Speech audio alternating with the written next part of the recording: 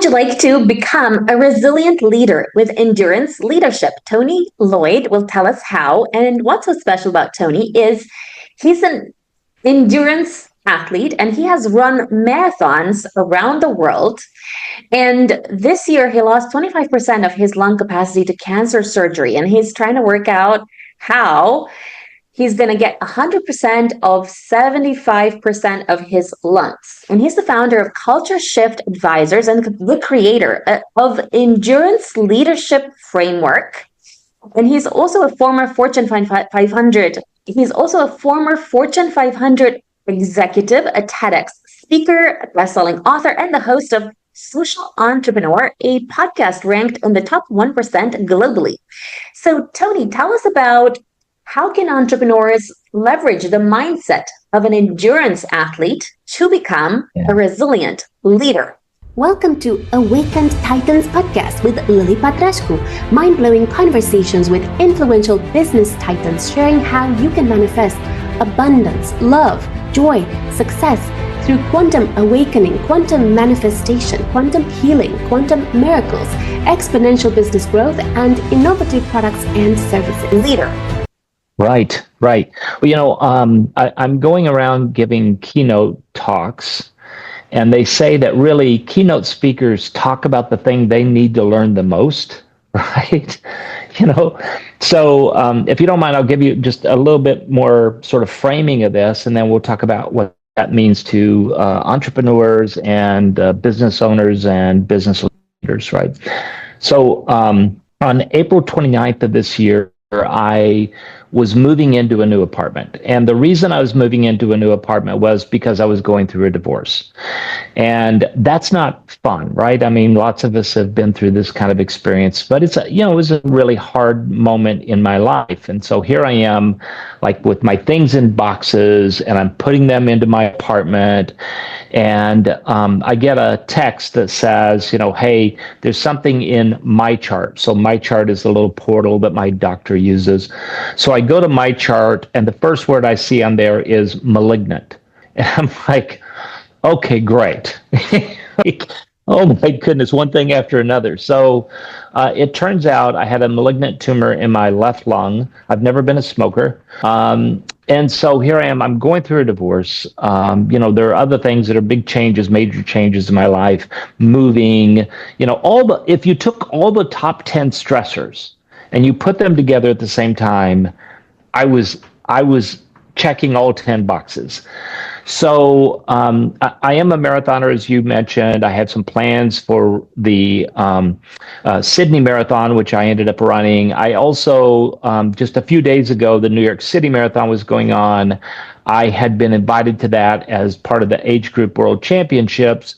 But in the middle of all this, they've made this decision that maybe we can't wait on surgery, and so I have to have surgery. So I'm going through this stuff in my life. They removed 25% of my lungs just a few weeks ago. I'm now trying to get 100% out of the 75% that's remaining to me, as you mentioned.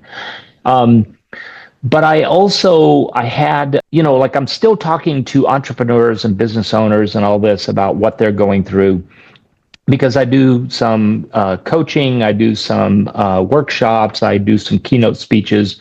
And I was talking to this one woman who was leading an organization, and she was telling me about what she's going through. And I said, man, it sounds like you're between a rock and a hard place.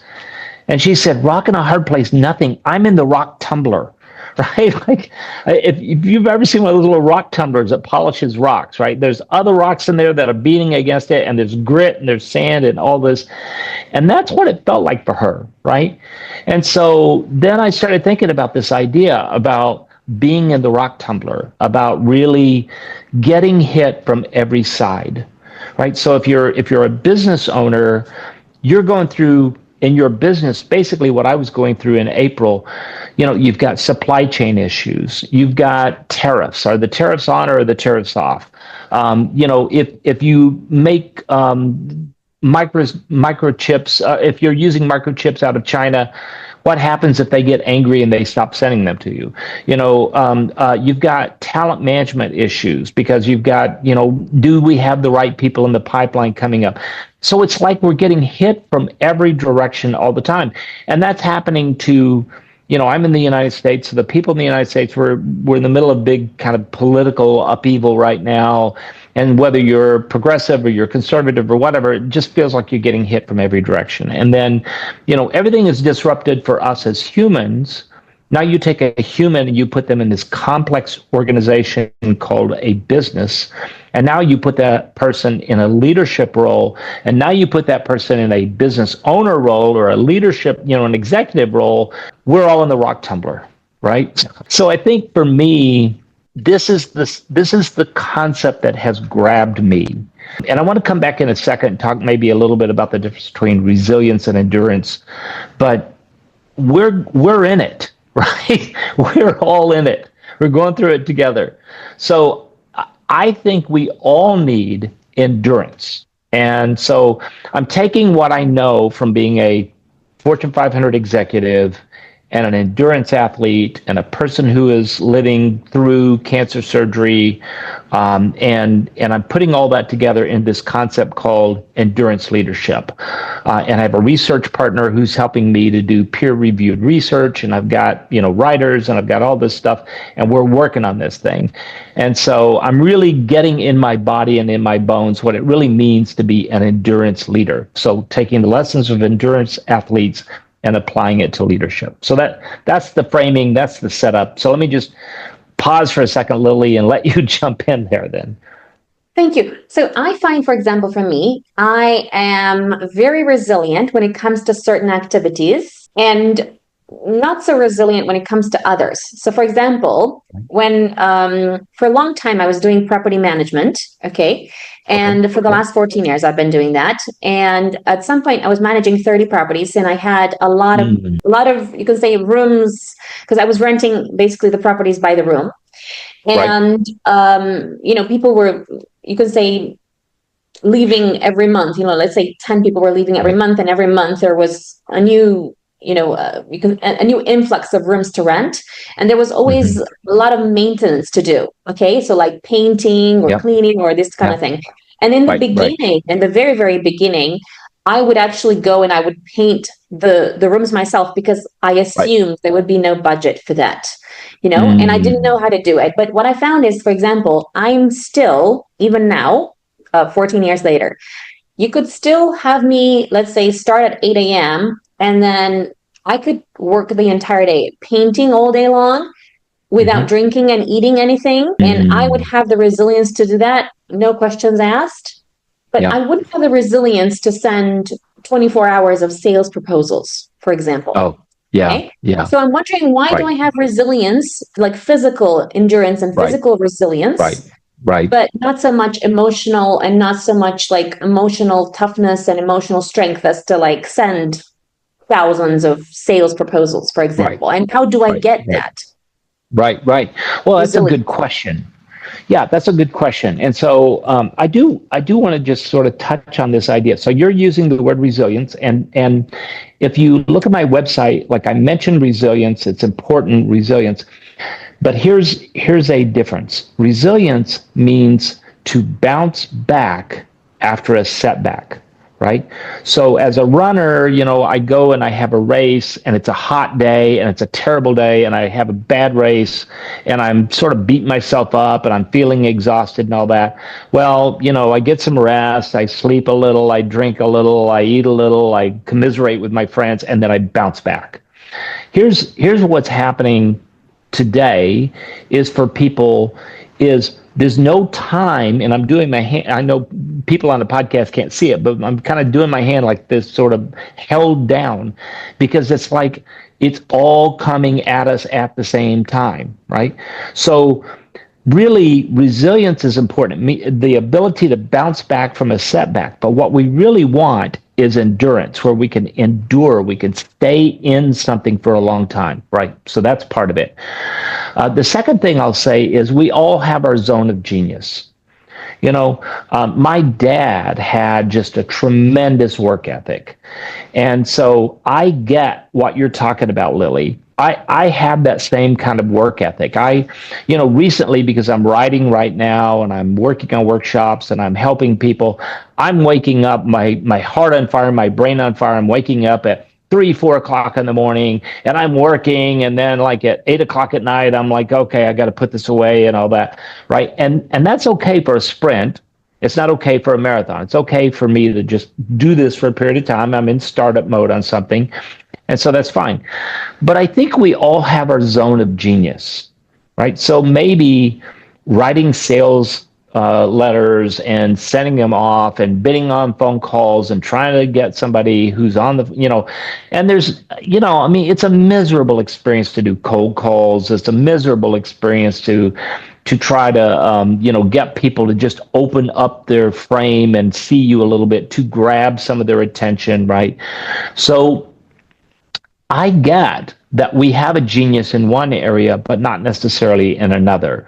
So maybe that isn't your zone of genius. Maybe what you need is a partner who their zone of genius is sales and marketing and all that kind of stuff. And so maybe you need to lean into the things that you're great at, because those things energize you.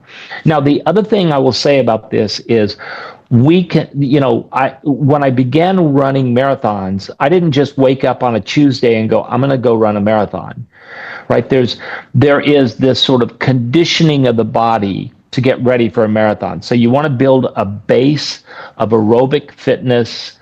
And then on top of that big, large base of aerobic fitness, you add in some speed work, and you get faster at it. And then there's a whole training regimen that goes behind getting ready for a marathon start line. In fact, I would say I rarely show up at a marathon start line if I haven't already run about 750 miles in training. The same can be true with our sales or our other, areas where it's not our zone of genius, but we can introduce small things that we can do, and then introduce something else, and then introduce something else. So when it comes to building endurance within an area, excuse me, part of that is just building up a tolerance for an activity that isn't necessarily in our zone of genius. So that's the quick answer from me. Thank you. How does someone who, let's say, for a long time, my zone of genius was sales as well. Mm-hmm. But Mm-hmm. something happened where I kind of lost that. And it Yeah. feels almost like it's not that sales don't come to me, but it's like when it comes to actually sending the sales proposal, I just don't feel like doing it. So tell me, how does someone who perhaps doesn't feel like doing the kind of activities that they know Yeah. would lead towards productivity, Right. how do they get themselves to do it anyway? Yes. Lily, I love that question. It's such a good question. When I wake up, I live in Minnesota. And so when I wake up on a February morning and I have a 10-mile run on my schedule, and it's snowy and it's icy and it's 20 below, well, there's a couple of choices here. One is I can go indoors and facilitate that in a way that I don't have to go out, but then I'm on a treadmill, or a lot of us call that the dreadmill, right? 10 miles on a treadmill, just going and going, right? But it's an accommodation. The other thing that I can do is feel the dread and do it anyway, right? Because sometimes making micro progress will help you to do the entire thing. So when I'm getting ready to go for a run, the first thing I do is I put on my running clothes. And just that ritual of putting on my running clothes and getting my shoes on, and I'm lacing up my shoes, and now I'm going to go for the run. And then that's the only victory I need so far. And then a friend of mine said, if you get dressed and you're ready to go for a run, but you just don't feel like it, he said, walk out to your mailbox. Just walk to the mailbox. And so if you've got a mailbox in front of your house, you just walk out there and you just stand there for a second. And then you go, you know what? I'm already here. I just might as well go for a little run while I'm out here, right? So part of it is like feel the fear and do it anyway. It's that kind of thing. It's feel the discomfort and do it anyway because it's the demand, right? It is the demand of the job. Now, is there a way for you to automate some of this stuff? Is there a way for you to, remove resistance? And even I lay my running clothes out the night before I go for a run because removing resistance is a great way to make progress towards your goals. If I wake up and now I've got to go figure, oh, am I going to run? What's the temperature? I don't understand, right? There's a lot of resistance there. So if I look at the temperature the night before, I know what temperature and wind conditions are going to be the next day, then I can go lay out my running clothes and get ready to go and go. And I did the same thing, when I was in my corporate career. The night before, I would make sure my suit or whatever I was wearing at the time, it was all pressed, it was all ready, it was all hanging up, it was ready to go. I knew what I was going to do in the morning. I had the coffee ready to brew, so just removing resistance, removing the things that rub as we're trying to get things done, right? That's a good way to get yourself to do the thing you don't want to do. So those are just some ideas. Thank you. Yeah. So many years ago, when I wanted to kind of like get fit and be happier, what I started doing was like a happiness calendar. And what I was doing was that I had set out different things like going to the gym 3 times and going dancing 3 times a week and walking 20 kilometers on a Saturday and all these different things. Yeah. And I found that I had put myself like a precondition that in case I don't feel like doing that, I'm going to do it anyway. And I found it, you can say, relatively easy to follow on with that program of going to the gym, even if I was too tired, even if I was working until 10, I would still go from 10 to 11. Yeah. Right. But what I find, for example, when it comes to like, I'm bringing again the sales proposals, okay? For a long time, I was doing property management and I was, let's say, renting rooms from, let's say, 550 to 1,000 something pounds per month. And the value was relatively low. It's non-scary at all, right? Whereas now it's like my programs are more like 25 to 100K and it just feels a lot scarier to do that. So I'm wondering for someone who is experiencing fear and doing certain tasks that they have to do, that they know will lead to the biggest outcome, how can they get themselves to do it and remove that resistance that you talked about, where the distance between, you can say, the comfort level and the task that they have to do is like so big that they don't really know how to like bridge that gap? Right. Oh, Lily, let's talk for a second. Let's talk about this. So first of all, I love that you said that you had this sort of happiness calendar. My writing partner and research partner is a woman named Jen Wiseman, and she has a saying, keep track of the good. Right. So we're in the middle of like, there's like upheaval everywhere, right? There's this churn and we're all in the middle of the churn. And sometimes it can be really burdensome. We're like, oh my God, the world is awful, right? But the truth is that there are really wonderful, amazing things that are happening in the world. And so part of it is just keeping track of the good. But let me ask you some questions, right? So it's just hitting send, right? It's you write the email, you frame it, and then you hit send. When you were selling things for, 100 pounds or 1,000 pounds or whatever, you didn't seem to have any issue with just hitting the send. So what's standing in your way? Why is this scarier? Why is this email scarier than other emails? I think that with the previous one, let's say I had thousands of clients, I had, let's say, 120 potential clients every day that were bidding for, let's say, 10 rooms. So the likelihood of me renting that was like so high that I didn't even have to bother. It was just a matter of me choosing who I was going to give it to. Whereas now it's not, I can't say that, I have, 10,000 super high ticket clients. And then, messing up is so much bigger in terms of impact.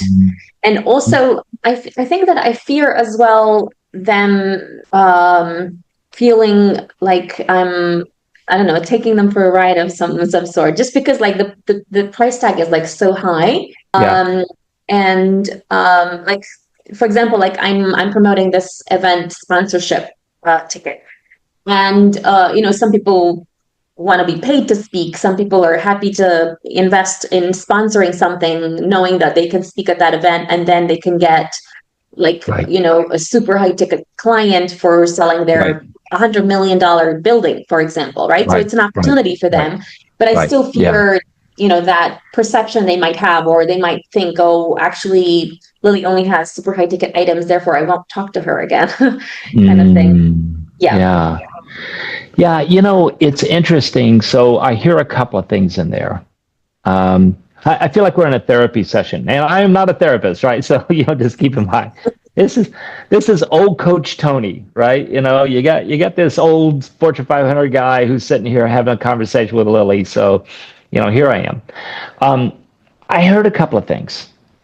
So one, I heard I used to have more clients, and now this is a select group that I'm selling to, and the consequences feel dire.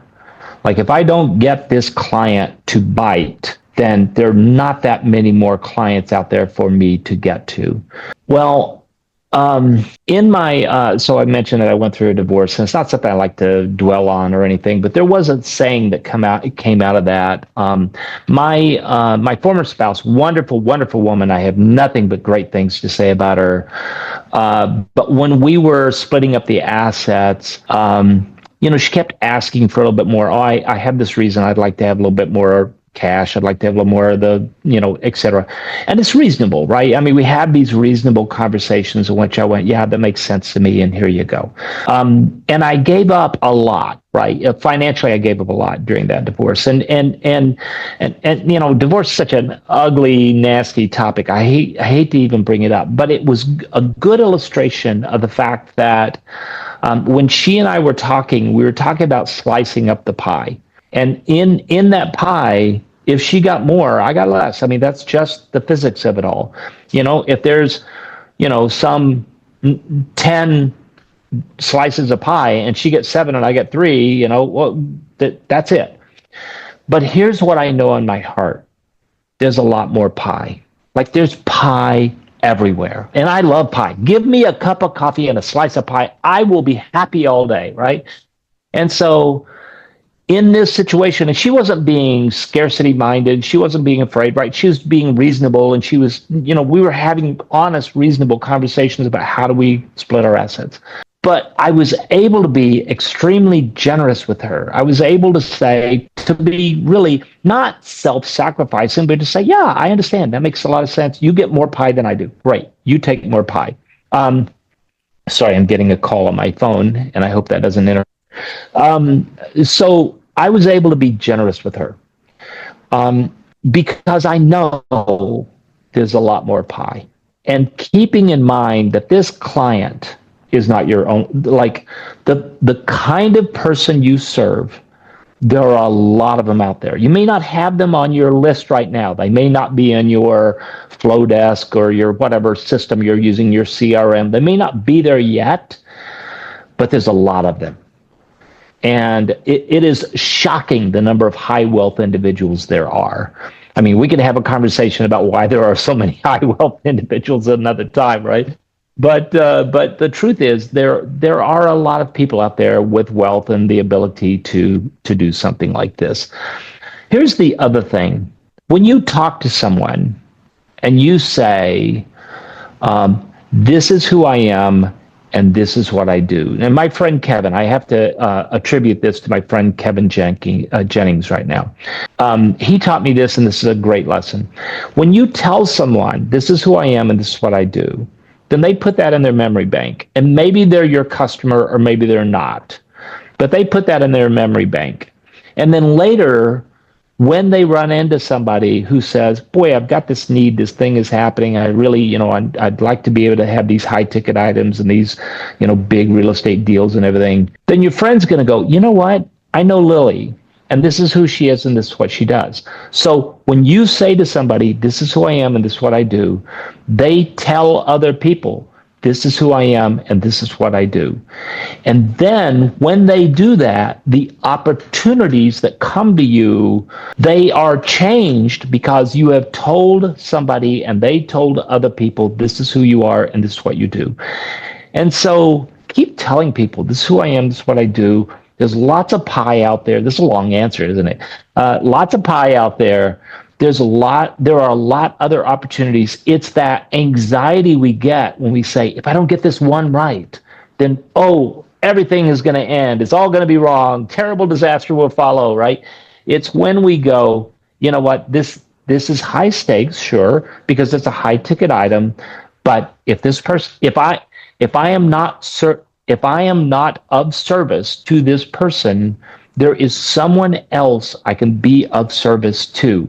So stop thinking about it as a sales opportunity and start thinking about it as an opportunity to serve, because Lily, you have gifts that you bring to the table that are unique to you, that only you bring.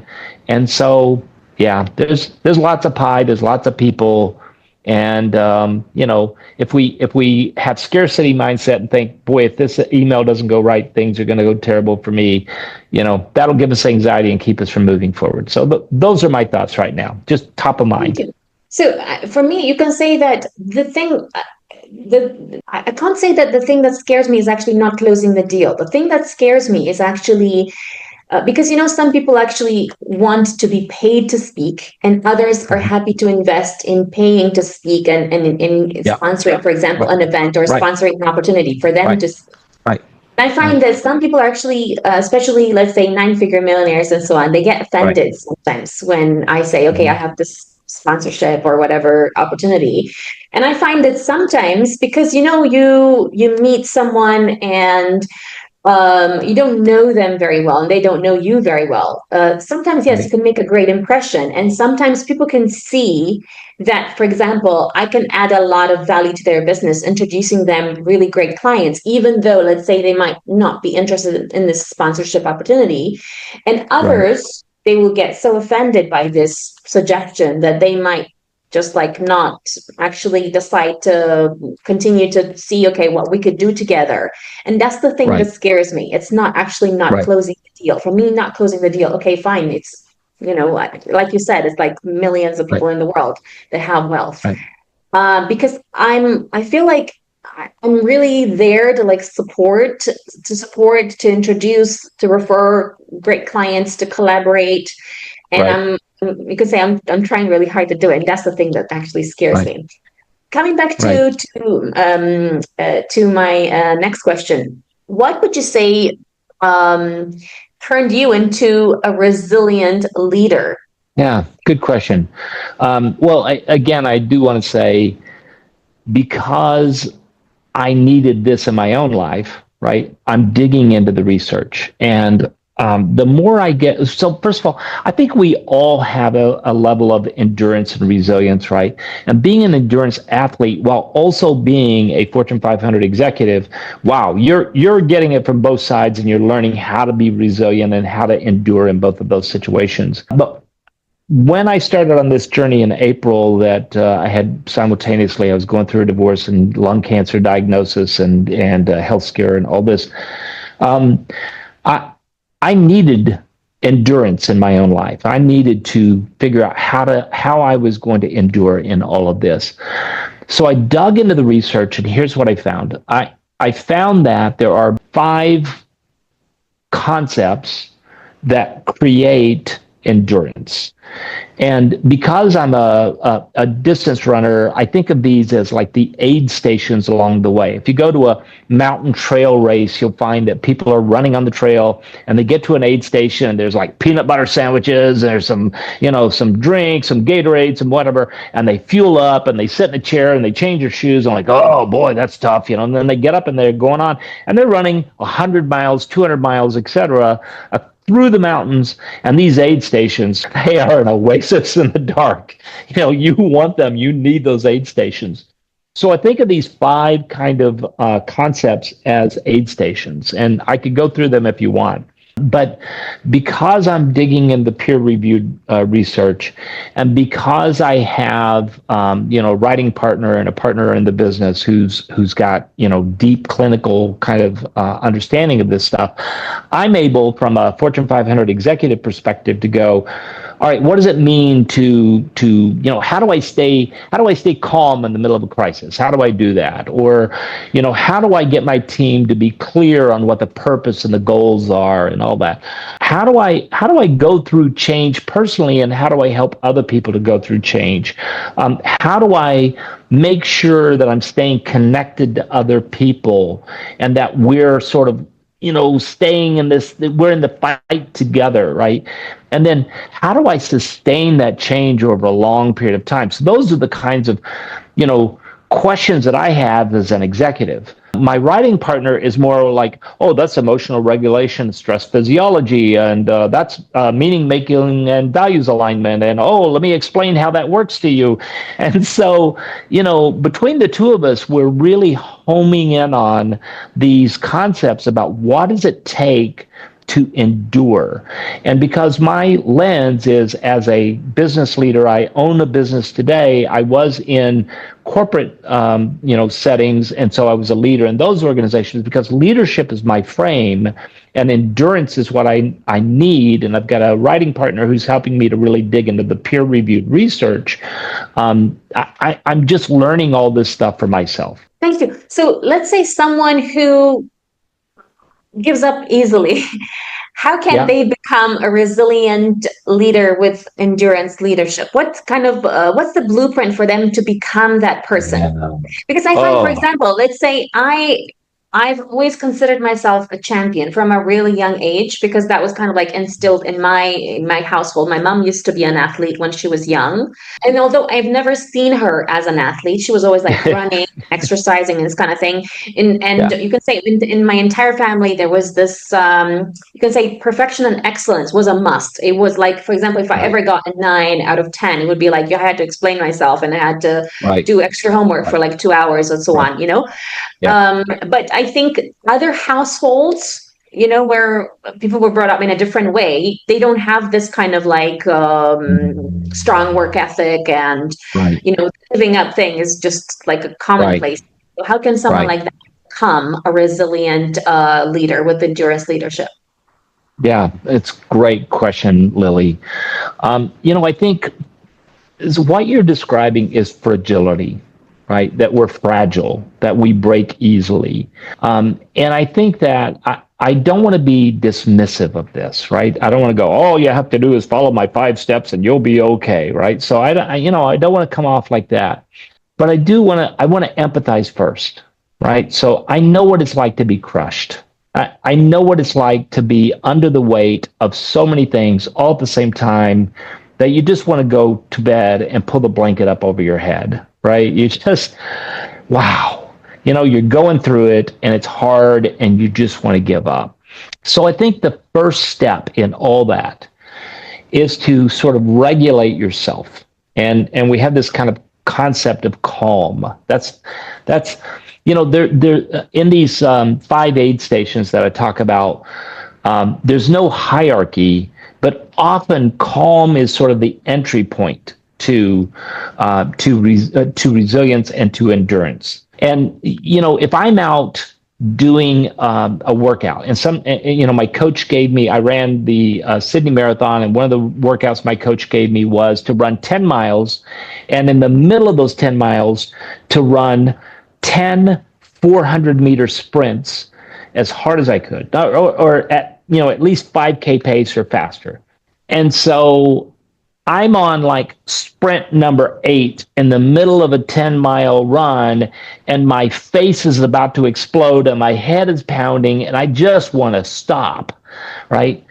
But as I was on this particular workout, I was on this trail near my house, in Mendota. It was near Mendota, Minnesota, and there's this Mendota trail.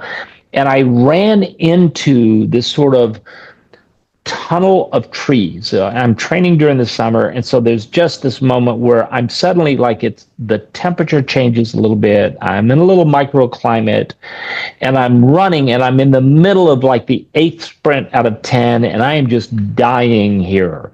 But I notice that there's a little creek that is running beside this part, and I'm now in the shade, and the trees are surrounding me, and the creek is sparkling, and the light is hitting the creek and sending little shots of light up into that sort of tunnel of trees. And I hit this moment where, even though I was exerting myself, even though my body was going, stop it, stop running, this hurts, right? Even though I was in that moment, like, I just sort of dropped into myself all of a sudden, and I calmed down for a second, and it really helped me get through that workout. And so, when we can regulate our emotions, when we recognize when we're in a stress reaction, right? That's step number one, is to just calm yourself a little. And, there are those classical little micro things you can do. There's a concept called breath follows state and state follows breath, and so that sounds kind of woo woo, right? So my writing partner is going to say, look, if you have an emotional state, your breathing is going to reflect that. So if you're excited, you're going to be breathing shallowly, and you're going to be, and the other thing happens too is if we regulate our breath, our emotional state follows. Right? So if you calm your breath and you take deep breaths, etc. Right? So that is a micro move that you can do. But what if I'm a middle manager, right? So maybe I can hold weekly meetings to kind of, instead of putting out fires, we can all get together and we can sort of clarify our focus, and we can go, okay, folks, I know there's a lot going on. Let's just calm for a second. Let's just get present here, and let's just focus for a second, right? And that's calming. That's calming the waters a little bit. Or if I'm an executive, I might, one of my favorite phrases that I've been using lately is that chaos is contagious. If the executives in the organization are chaotic, right, and they're just like, and they're all churned up, that is contagious in an organization. But what I'm finding is calm is also contagious. So if I'm an executive in an organization, or I'm a business owner and I have employees that work for me or contractors that work for me, if I find that I am calming myself, if I am practicing composure during volatility, or if I set a tone of calmness during urgency, or there's a crisis situation, I set that tone, that's contagious in an organization. One of the things I liked about Barack Obama, and whether you love him or hate him or whatever, we used to call him No Drama Obama. Like things would be all up in the air and everything, climate change, whatever. And you go, folks, hey, listen, he's just all folksy and, sort of calm in the middle of the storm. So as leaders, if we model composure during volatility, if we ourselves are able to calm ourselves and regulate ourselves, then we help others in our organization. If we're middle managers and we're getting our teams together and we're networking with other teams in the organization, we're modeling that kind of composed, let's align on our values, let's stay here, let's stay present, right? And as an individual, if I'm sort of like doing breath work and journaling and other things that help me to calm myself, that's a good start. It's not the entire package, right? It's the first step. So if I'm feeling fragile, if I give up easily, I would say there's really also, let me just say this also, there are 3 things to really look hard at if you are feeling fragile. Eat, sleep, move. Am I eating properly? Am I fueling my body properly? Am I sleeping properly? Am I getting enough deep rest at night? And then am I moving my body during the day? Do I go for a walk? Do I go for a run? Do I go to yoga? Do I do something that I move my body, right? Eat, sleep, move. Those three things, those are the three key pillars, I think, that endurance is built on. So. Thank you. How does someone bounce back from failure so they can continue to become a resilient leader? Yeah. Wow. Boy, you ask the best questions, Lily. No, I think that resilience is a topic in and of itself, right? And part of that is core. Part of that is that calm, right? Part of that is that, and also I think if I know my why, I can go through any how. So part of bouncing back is knowing where you're bouncing back to.